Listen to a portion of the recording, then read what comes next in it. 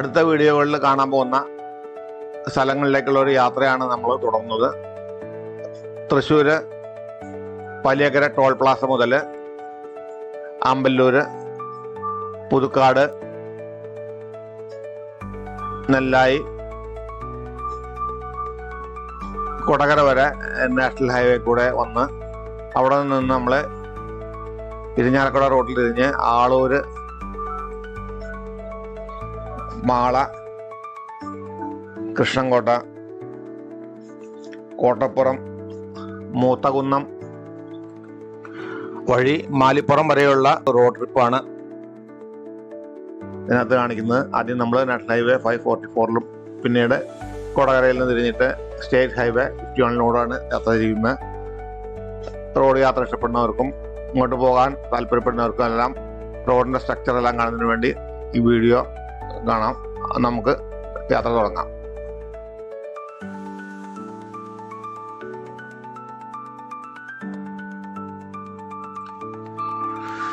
നമ്മളിപ്പോൾ കടന്നുപോയിക്കൊണ്ടിരിക്കുന്നത് national ഹൈവേയിലുള്ള പാലിയക്കരയിലുള്ള toll പ്ലാസയിൽ കൂടിയാണ്.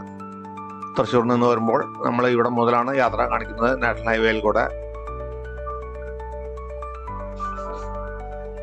പാലക്കാട് നിന്ന് വരുന്നവർക്കെല്ലാം ഈ വഴി വന്ന് ഞാൻ ഈ പോകുന്ന റൂട്ടിൽ കൂടെ ആയിരിക്കും എളുപ്പം. അതുമാതിരി നല്ല റോഡും വൈപ്പിനിലേക്കെല്ലാം പോകാനായിട്ട്. നമ്മളങ്ങനെ ടോൾ പ്ലാസ കഴിഞ്ഞ് തൊട്ടടുത്ത ജംഗ്ഷനായ ആമ്പല്ലൂർ, ഈ ആമ്പല്ലൂർ ജംഗ്ഷനിൽ നിന്നാണ് ചിമ്മിനി ഡാമിലേക്ക് പോകേണ്ടത്. ചിമ്മിനി ഡാമിൻ്റെ വീഡിയോയിലെല്ലാം നമ്മളത് കാണിച്ചിട്ടുണ്ട്. ഈ ജംഗ്ഷനിൽ നിന്നാണ് ചിമ്മിനി ഡാമിലേക്ക് പോകേണ്ടത്. ആമ്പല്ലൂർ ജംഗ്ഷൻ കഴിഞ്ഞ് നമ്മൾ അല്പം ചെന്ന് കഴിഞ്ഞാലാണ് പുതുക്കാട് ഉള്ളത്.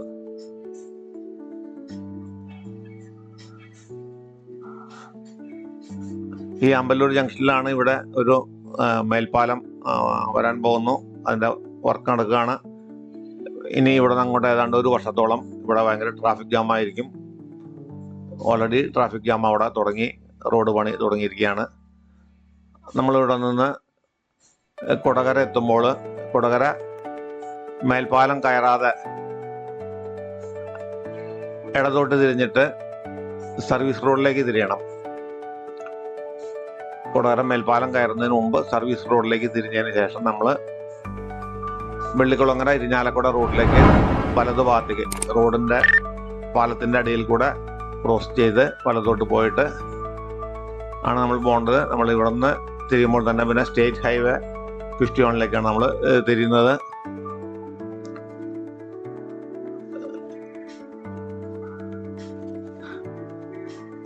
അടുത്ത നമ്മളുടെ ജംഗ്ഷനായ ആളൂർ ജംഗ്ഷനിൽ നമ്മൾ എത്തിയതിന് ശേഷം ആളൂരിൽ നിന്ന് നമ്മൾ നേരെ പോവുകയാണെങ്കിൽ ഇരിഞ്ഞാലക്കുടയിലേക്കും, ഇടതുഭാഗത്തേക്ക് തിരിയുകയാണെങ്കിൽ ചാലക്കുടി, കോട്ട വഴി ചാലക്കുടിയിലേക്കുള്ള വഴിയാണ്.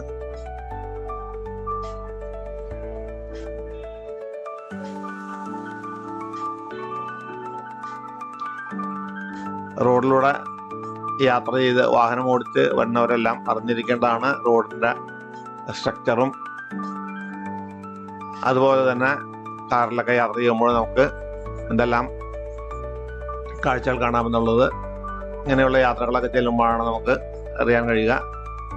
നമ്മളങ്ങനെ ആളൂർ ജംഗ്ഷൻ എത്തിക്കൊണ്ടിരിക്കുകയാണ്. ഇവിടെ നിന്ന് നമ്മൾ ഇടത്തോട്ടാണ് തിരിയേണ്ടത്. നേരെ പോയി കഴിഞ്ഞാൽ ഇരിഞ്ഞാലക്കുട.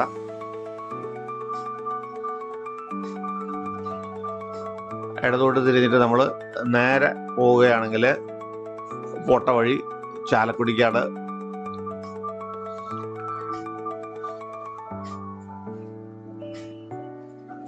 നമ്മൾ ഈ ഇരിഞ്ഞാലക്കുട ചാലക്കുടി റോഡിൽ അല്പം പോയി കഴിഞ്ഞാൽ നമ്മൾ വലത്തോട്ട് തിരിയണം. ഇവിടെ വലത്തോട്ട് തിരിഞ്ഞു കഴിഞ്ഞാൽ പോകുന്നത് മാള കൊടുങ്ങല്ലൂർ റോഡാണ്.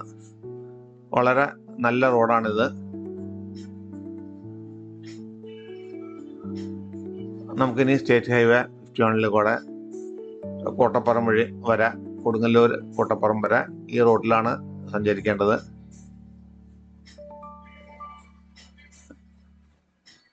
നല്ല വീതിയുള്ള മനോഹരമായൊരു റോഡാണിത്. നമ്മളങ്ങനെ റെയിൽവേ മേൽപ്പാലത്തിന് മുകളിൽ കൂടിയാണ് പോയിക്കൊണ്ടിരിക്കുന്നത്. ചാലക്കുടിയിൽ നിന്നും തൃശ്ശൂരിലേക്ക് കല്ലേറ്റിങ്ങരയ്ക്ക് എത്തുന്നതിന് മുമ്പുള്ള റെയിൽവേ മേൽപ്പാലമാണിത്.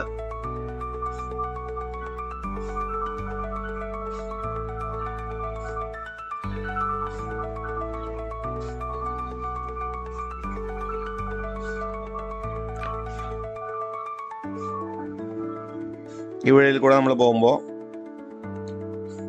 അഷ്ടമിച്ചിറ, മാള, കൃഷ്ണൻകോട്ട വഴിക്കാണ് കോട്ടപ്പുറത്തേക്ക് എത്തുന്നത്. കോട്ടപ്പുറത്ത്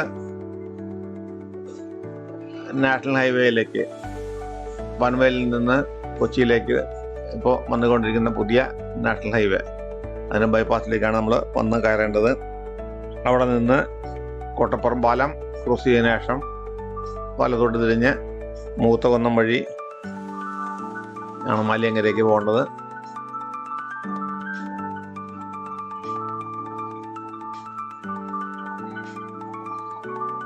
നമ്മളൊരു സ്ഥലത്തേക്ക് ടൂർ പോകുമ്പോൾ ആ ഡെസ്റ്റിനേഷൻ മാത്രം കാണുന്നതിനേക്കാൾ ഉപരി നമ്മൾ പോകുന്ന വഴിയിലെ കാഴ്ചകളെല്ലാം കണ്ട് ആസ്വദിച്ച് പോകണം എന്നുള്ളതാണ്. കേരളത്തിൻ്റെതായിട്ടുള്ള ഈ പച്ചപ്പ് വിരിച്ച ഈ പ്രകൃതി മനോഹരമായ സ്ഥലങ്ങളിൽ കൂടെയൊക്കെ നമ്മൾ യാത്ര ചെയ്യുമ്പോൾ ഓരോ സ്ഥലങ്ങളിലും നിർത്തി പോകുന്ന വഴിക്കുള്ള കാഴ്ചകളെല്ലാം കണ്ടാണ് സാധാരണ പോകാറ്. നിങ്ങൾക്ക് ഈ വീഡിയോ കാണുമ്പോൾ നമ്മളുടെ കൂടെ ഈ വാഹനത്തിൽ തന്നെ ഇരുന്ന് ഫ്രണ്ടിൽ നിന്ന് കാണാവുന്ന കാഴ്ചകളെല്ലാം വളരെ ക്ലിയർ ആയിട്ട് കണ്ട് വാഹനം ഓടിച്ചു പോകുന്ന ഒരു ഫീലിംഗ് നിങ്ങൾക്ക് തോന്നും. തന്നെയല്ല, നമ്മൾ സ്വന്തമായിട്ട് വാഹനം ഓടിച്ചു പോകുന്നവരാണെങ്കിൽ നമ്മൾ പോകുന്ന വഴിക്ക് എവിടെയാണ് ടൂർ പോകുന്നത്, അങ്ങോട്ട് പോകുമ്പോഴുള്ള വഴിയെല്ലാം കൃത്യമായി മനസ്സിലാക്കി റോഡിൻ്റെ സ്ട്രക്ചറെല്ലാം മനസ്സിലാക്കി പോകുന്നതായിരിക്കും വളരെ നല്ലത്.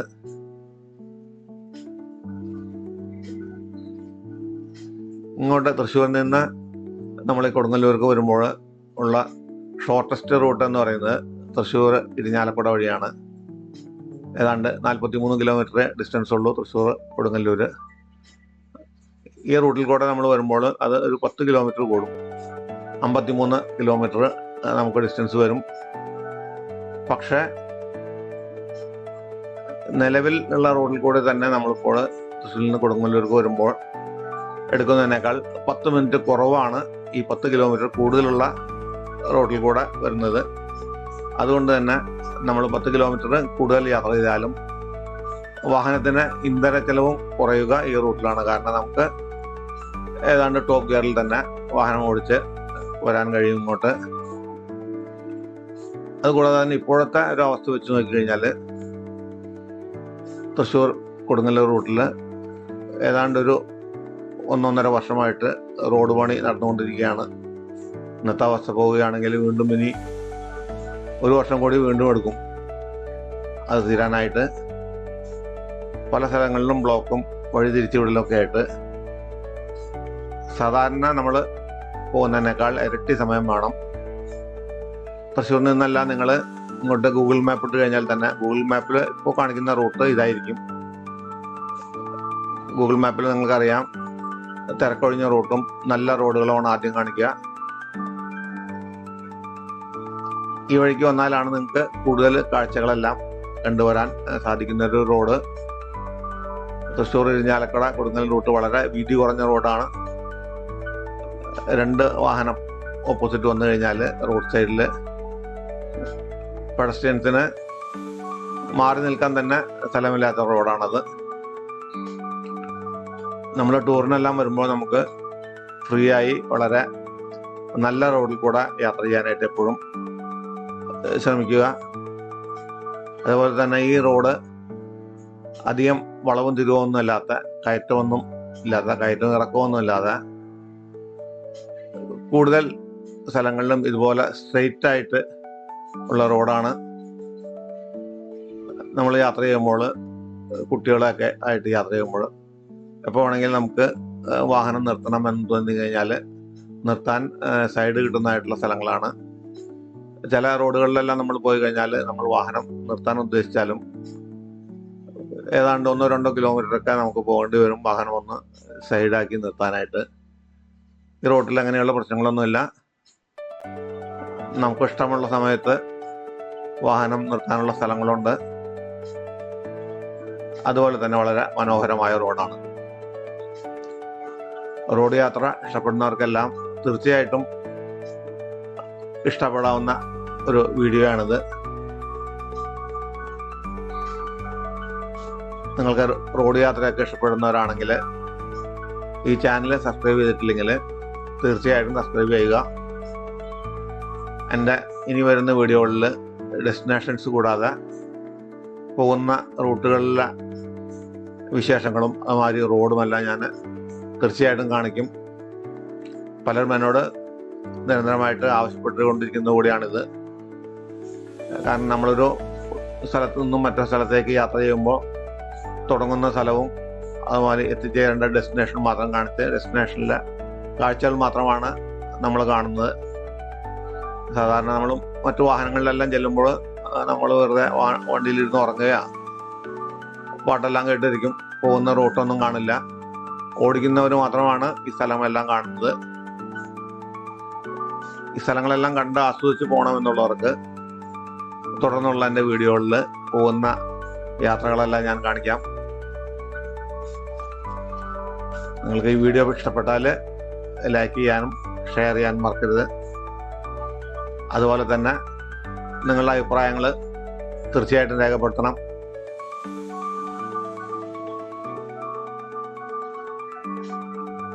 റോഡിൻ്റെ രണ്ട് വശത്തും തണൽ വൃക്ഷങ്ങൾ വെച്ച് വളരെ മനോഹരമായ ഒരു റോഡ് യാത്രയാണിത്. പോകുന്ന വഴിക്ക് തന്നെ നമുക്കിങ്ങനെ കായലും പരിസരങ്ങളെല്ലാം കണ്ട് യാത്ര ചെയ്യാൻ പറ്റുന്നൊരു റോഡാണിത്.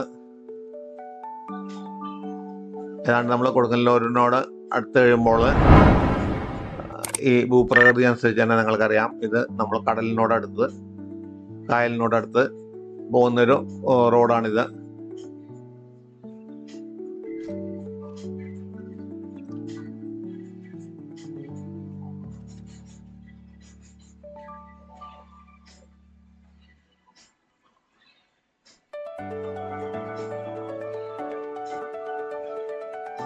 പോകുന്ന വഴിക്ക് തന്നെ ഇതുപോലെ അധികം ജംഗ്ഷനുകളൊന്നും ഇല്ല.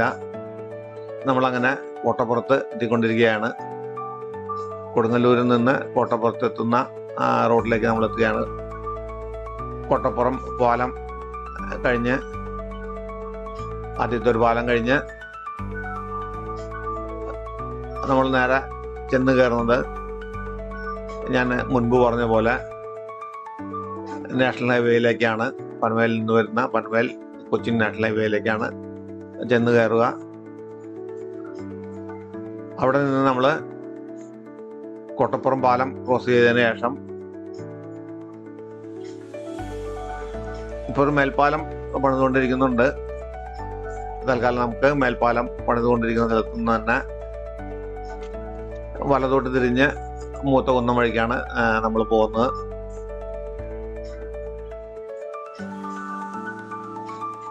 ഇവിടെയും ബൈപ്പാസും ഇതിൻ്റെ വർക്കെല്ലാം നടക്കുന്നുണ്ട്. അല്പ സ്ഥലത്ത് മാത്രം റോഡ് ഏതാണ്ട് ഒരു 500 മീറ്ററോളം സ്ഥലത്ത് മാത്രം റോഡ് അല്പം ഇടുങ്ങിയതാണ്.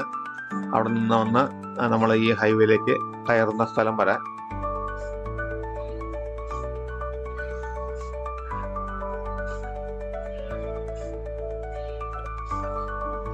അങ്ങനെ നമ്മൾ വന്ന് ഈ നാഷണൽ ഹൈവേയിലേക്ക് കയറി.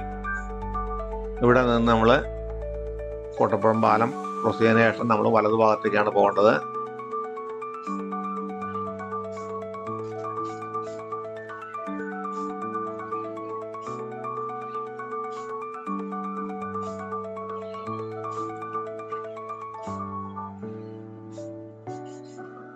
നമുക്ക് ഈ പാലത്തിൽ നിന്ന് നോക്കിയാൽ തന്നെ രണ്ട് വശത്തേക്കും കായലാണ്. വലതുവശത്തേക്ക് നമ്മൾ നോക്കിക്കഴിഞ്ഞാൽ അഴീക്കോട് ഭാഗമാണ് ബീച്ച്. അഴീക്കോട് ബീച്ച് അതുമാതിരി ഫിഷിങ്ങിനെല്ലാം വളരെ പ്രസിദ്ധമായ ഒരു സ്ഥലമാണിത്. ഇവിടെ നിന്ന് നോക്കിയാൽ തന്നെ നമുക്ക് ഫിഷിംഗ് ബോട്ട്സ് എല്ലാം കായൽ കിടക്കുന്നത് കാണാം.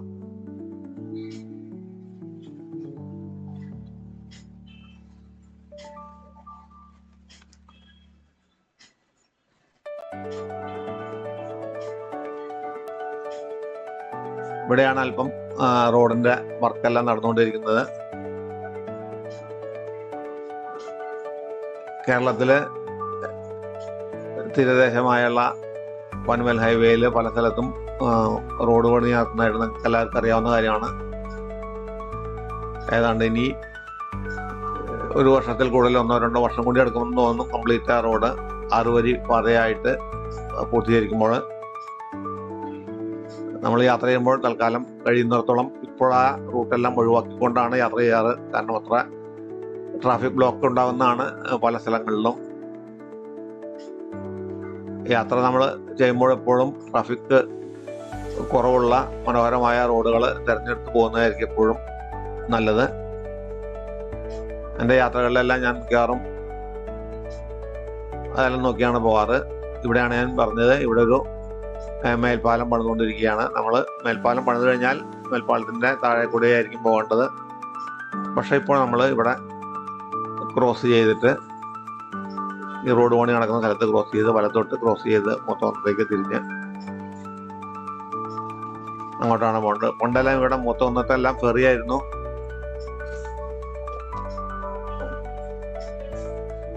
ഇപ്പോഴും കുട്ടികൾക്കെല്ലാം ഒരു കടങ്കഥയായി മാറിയിരിക്കുകയാണ്. എല്ലാ സ്ഥലങ്ങളിലും റോഡായി. ഇവിടെ റോഡ് അല്പം വീതി കുറവാണ്. നമ്മൾ ഇതുവരെ വന്ന റോഡിനെ അപേക്ഷിച്ച് വീതി കുറവാണ്. പക്ഷെ എന്നാലും നല്ല റോഡാണ്.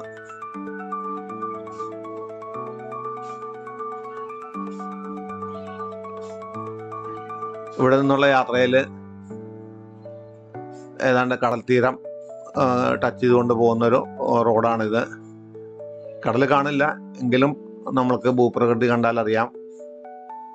കടൽ തീരത്തിനോട് പോകുന്ന റോഡുകളിലെല്ലാം മണലായിരിക്കും. മണ്ണിനേക്കാൾ കൂടുതൽ നമ്മൾ മണലായിരിക്കും കാണുക.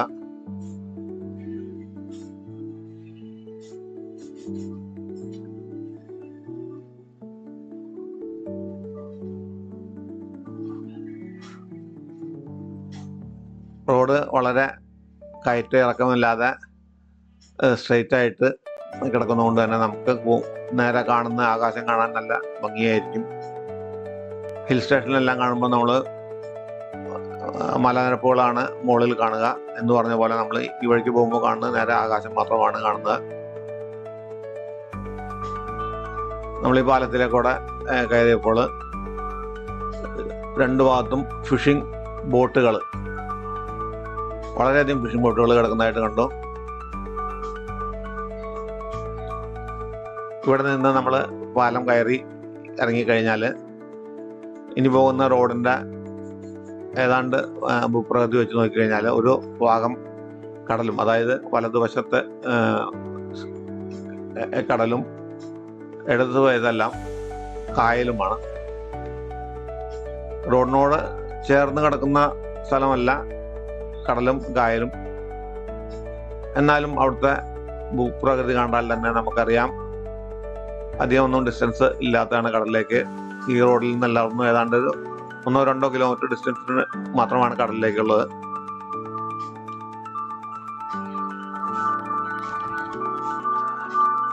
നമ്മൾക്കിനി പോകേണ്ടത്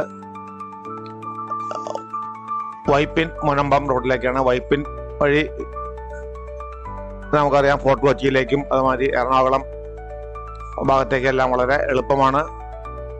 വൈപ്പിൽ നിന്ന് ജങ്കാർ വഴി നമുക്ക് ഫോർട്ട് കൊച്ചിയിലേക്കും അതുപോലെ തന്നെ വലാർപാടം കണ്ടെയ്നർ റോഡ് വഴി ഹൈക്കോർട്ട് ജംഗ്ഷനിലേക്ക് എത്താനായിട്ട് വളരെ എളുപ്പമുള്ള വഴികളാണ്.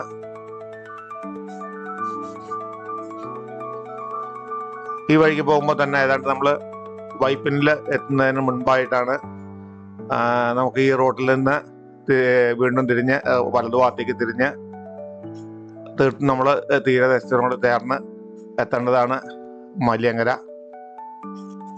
മല്യങ്കരയിലും അതിനോട് ഏതാണ്ട് ഒരു 2 കിലോമീറ്റർ അടുത്ത് കിടക്കുന്ന ഞാറക്കൽ, 2 സ്ഥലത്തും അക്വ ടൂറിസം സെന്റർ ഉണ്ട്. മത്സ്യബെഡിൻ്റെ ടൂറിസം സെൻ്ററുകളാണ്. നമ്മൾ ആ 2 സ്ഥലങ്ങളും പോകാനായിട്ട് ഉദ്ദേശിക്കുന്നുണ്ട്. ആ 2 സ്ഥലത്തിൻ്റെയും വീഡിയോ ഞാൻ ഇതിന് പുറമെ കാണിക്കുന്നുണ്ട്.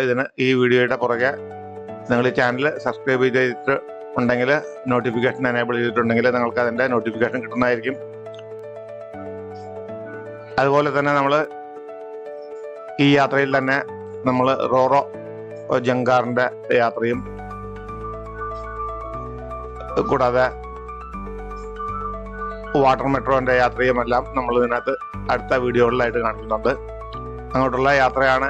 ഞാൻ തുടക്കത്തിൽ പറഞ്ഞ പോലെ ഈ സ്ഥലങ്ങളെല്ലാം കാണാനുള്ളൊരു യാത്രയിലാണ് നമ്മളിപ്പോൾ.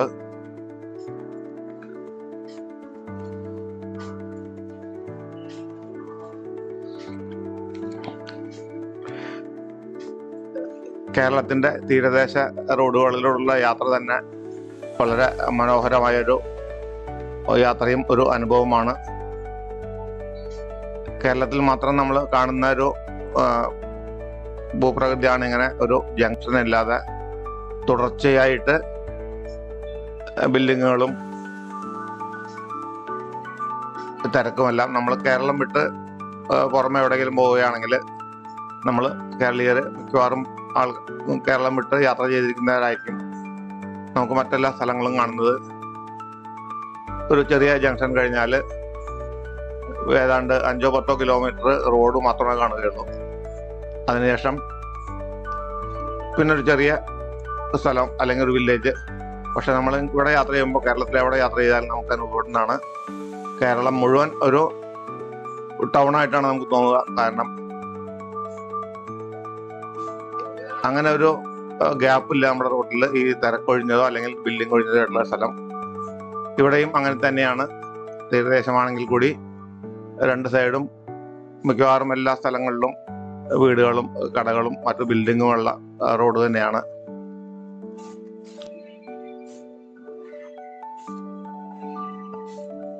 നിങ്ങൾ ഓരോ സ്ഥലങ്ങളിലേക്ക് പോകുമ്പോൾ ഇതുപോലെ തന്നെ എല്ലാ സ്ഥലങ്ങളിലും ഡെസ്റ്റിനേഷൻ മാത്രമല്ല, അതെല്ലാ യാത്രകൾ കൂടി ആസ്വദിച്ചുകൊണ്ട് വേണം ആ യാത്ര പോകാനായിട്ട്.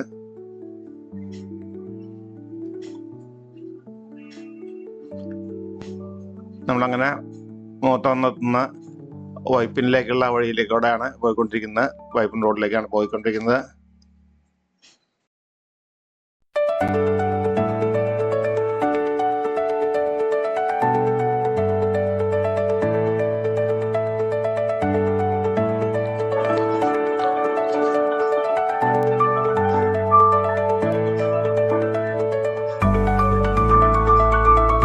ഫോർട്ട് കൊച്ചി യാത്രയിൽ നമുക്ക് കാണാൻ കഴിയുന്നത് വൈപ്പിൻ ജങ്കാറിൽ നിന്ന് ഏതാണ്ട് 15 മിനിറ്റ് മാത്രമാണ് നമുക്ക് ജങ്കാർ യാത്ര. അതുപോലെ തന്നെ വൈപ്പിനിൽ ഏതാണ്ട് 15 മിനിറ്റ് കൊണ്ട് നമുക്ക് ഹൈക്കോർട്ട് ജംഗ്ഷനിൽ എത്താൻ കഴിയും. ഫോർട്ട് കൊച്ചിയിൽ നിന്നും വൈപ്പിനിലേക്കും അതുമാതിരി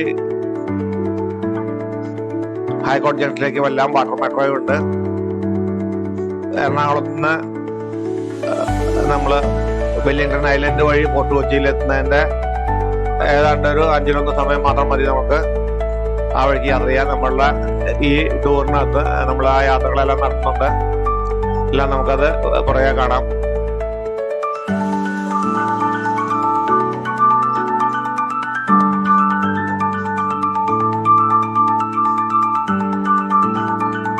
ഈ ഭാഗത്തുകൂടെല്ലാം വാഹനം ഓടിക്കുമ്പോൾ ഉള്ളൊരു ബുദ്ധിമുട്ട്, നമ്മൾ ഫ്രണ്ടിലൊരു വാഹനം പോയി കഴിഞ്ഞാൽ അതിനെ ഓവർടേക്ക് ചെയ്യാനായിട്ട് വളരെയധികം ശ്രമിക്കണം എന്നുള്ളതാണ്. കാരണം റോഡ് വളരെ വീതി കുറവാണ്. മുൻപിൽ പോകുന്ന വാഹനം അല്പം സ്പീഡ് കുറവിലാണ് പോകുന്നതെന്നുണ്ടെങ്കിൽ നമുക്ക് കുറേ ദൂരം ആ വാഹനത്തിന് പുറകെ തന്നെ പോകേണ്ടതായിട്ട് വരും.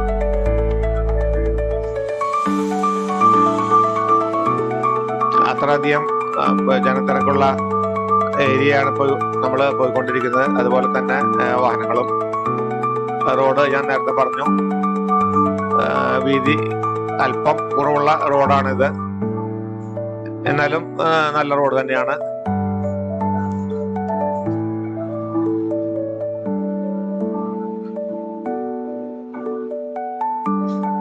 അല്പം കൂടി നമ്മൾ ഈ റോഡിൽ കൂടി പോയതിനു ശേഷം നമുക്ക് വീണ്ടും വലതോട്ട് തിരിഞ്ഞ് മലങ്കര ഞാറക്കൽ ഭാഗത്തേക്കുള്ള ഫെറികളും മത്സ്യബന്ധനയുള്ള ടൂറിസം സെന്ററുകളും മീൻ വളർത്തൽ കേന്ദ്രങ്ങളും ചെമ്മീൻ പാടങ്ങളുമുള്ള സ്ഥലത്തേക്ക് നമുക്ക് തിരിഞ്ഞു പോകേണ്ടതാണ്.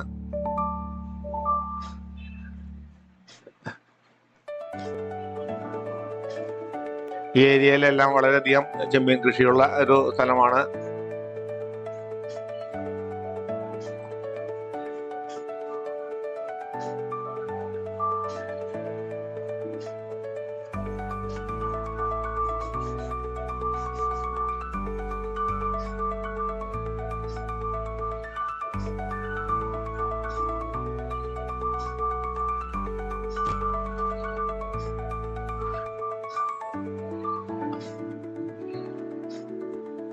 നമ്മളിനി തിരിഞ്ഞ് പോകേണ്ട റോഡ് ഇതിലും അല്പം വീതി കുറവാണ്. പക്ഷെ വളരെ മനോഹരമായ ഒരു വഴിയാണത്. കാരണം രണ്ട് സൈഡും റോഡിലേക്ക് മുട്ടി നിൽക്കുന്ന ചെടികളും പച്ചപ്പും എല്ലാം ഉള്ള ഒരു സ്ഥലത്ത് നമ്മൾ അതിൻ്റെ നടുവിൽ കൂടെ രണ്ട് സ്ഥലവും ഇങ്ങനെ വാഹനത്തിന് രണ്ട് സൈഡ് ഏതാണ്ട് രണ്ട് സൈഡിലും മുട്ടുമെന്നുള്ള രീതിയിൽ തന്നെ പോകേണ്ട ഒരു റോഡാണ്. കാണാൻ നല്ല ഭംഗിയുള്ളൊരു വഴി കൂടിയാണ്. നമുക്ക് അല്പം കൂടി പോയതിനു ശേഷം നമുക്ക് വലത്തോട്ട് തിരിയാം.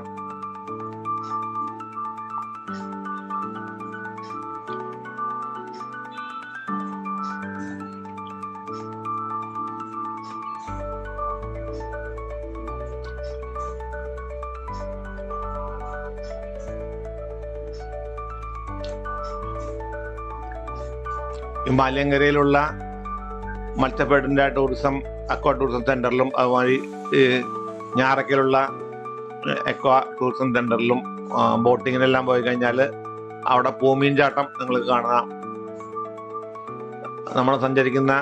നമ്മൾ യാത്ര ചെയ്യുന്ന ബോട്ടിലേക്കോ വഞ്ചിയിലേക്കോ വരെ മീനുകൾ ചാടി വീഴുന്ന ഒരു സ്ഥലമാണ്. ഈ പൂമീൻ ചാട്ടം കാണുന്നതിന് വേണ്ടി മാത്രമായിട്ട് വളരെയധികം ടൂറിസ്റ്റുകൾ വരുന്ന ഒരു സ്ഥലമാണിത്. ആദ്യമായിട്ട് നമ്മൾ പോകുന്നത്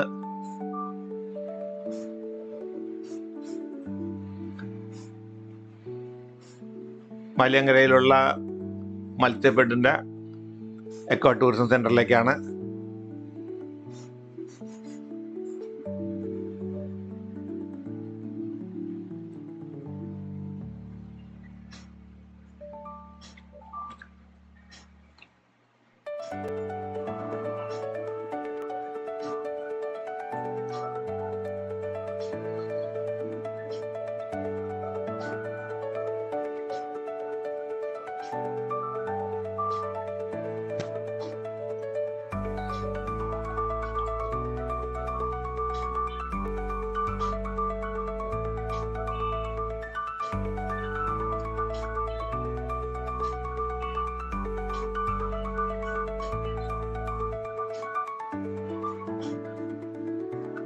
നമ്മളങ്ങനെ പോയിക്കൊണ്ടിരിക്കുമ്പോൾ നേരെ കാണുന്ന നീലാകാശം കാണുന്നതിന് തന്നെ നല്ല ഭംഗിയാണ്.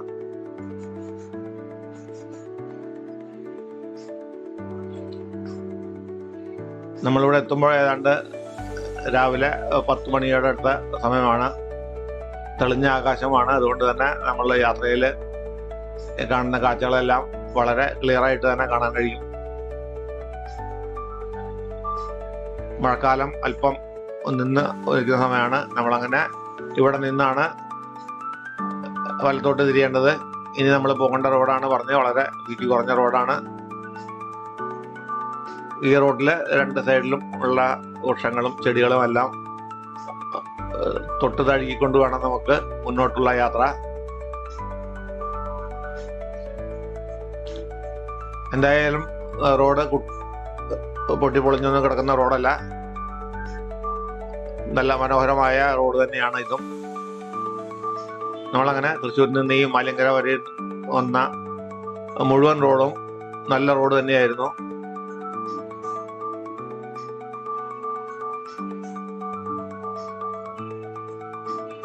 ഈ റോഡിന്റെ രണ്ട് സൈഡും കാണുന്ന ചെമ്മീൻ കെട്ടുകളാണ്. ഞാൻ നേരത്തെ പറഞ്ഞു ഇവിടെ എല്ലാം ചെമ്മീൻ കൃഷി ധാരാളമുള്ള ഒരു സ്ഥലമാണ് നമുക്ക്. രണ്ട് സൈഡിലുള്ള ചെമ്മീൻ കെട്ടിനിടയിലെ കൂടെയുള്ള ഒരു റോഡാണിത്. ഈ റോഡിലൂടെ അങ്ങനെ നമ്മൾ അല്പം ഏതാണ്ട് ഒരു 2 കിലോമീറ്റർ സഞ്ചരിച്ച് കഴിഞ്ഞാൽ ഒരു ടി ജംഗ്ഷൻ വരും.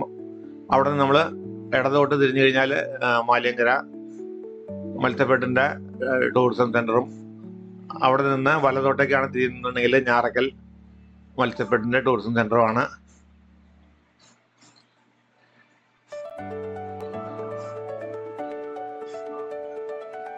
എതിരെ ഒരു വാഹനം വന്നാൽ നമ്മൾ സൈഡ് കൊടുക്കുന്നതിന് വേണ്ടിയിട്ട് ചിലപ്പോൾ നിർത്തി കൊടുക്കേണ്ടതായിട്ട് വരും.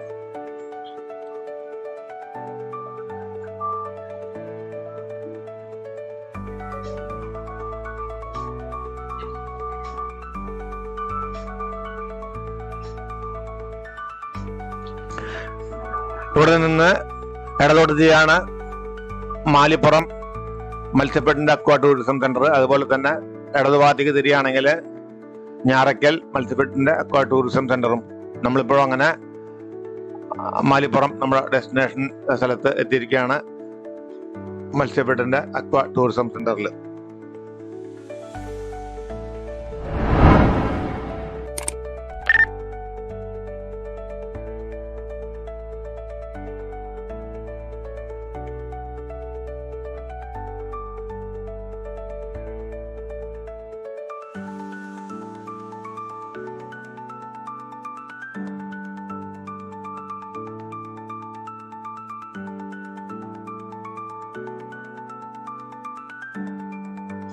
മത്സ്യഫെഡിൻ്റെ ടൂറിസം സെന്ററിലെത്തി. നമ്മളുടെ ഈ യാത്ര ഇവിടെ അവസാനിക്കുകയാണ്. വീഡിയോ ഇഷ്ടപ്പെട്ടാൽ ലൈക്ക് ചെയ്യാനും ഷെയർ ചെയ്യാനും മറക്കരുത്. അടുത്ത വീഡിയോയിൽ മറ്റൊരു സ്ഥലവുമായിട്ട് നമുക്ക് വീണ്ടും കാണാം. നിങ്ങളുടെ എല്ലാ സഹകരണവും പ്രതീക്ഷിച്ചുകൊണ്ട് ഞാൻ ഈ വീഡിയോ ഇവിടെ നിർത്തട്ടെ. വീഡിയോ കണ്ട എല്ലാവർക്കും നന്ദി.